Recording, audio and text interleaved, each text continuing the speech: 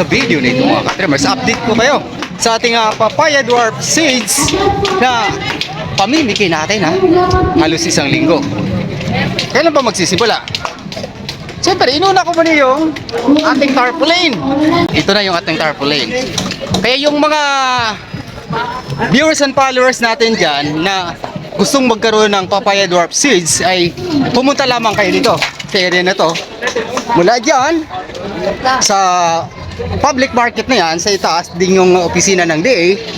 Then makikita din yun dito sa kabila, mayroong isang boat. Yung pangalawa yung sa amin. So dito kayo didiretso para magkaroon kayo ng papaya dwarf seeds. Ayan ayan yung kakambal ko. Mas gwapo yata yung nasa picture kaysa personal. Pero ang mahalaga roon magkakaroon tayo ng papaya dwarf seeds.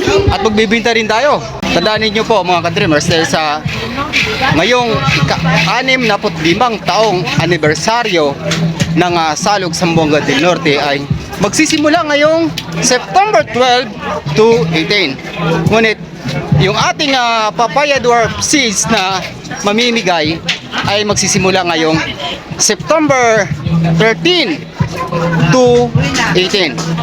Kaya yun, yung mga pinsan ko na pag-utusan, hindi po yung isa para sure yung pagpunta ninyo dito ay di masasayang.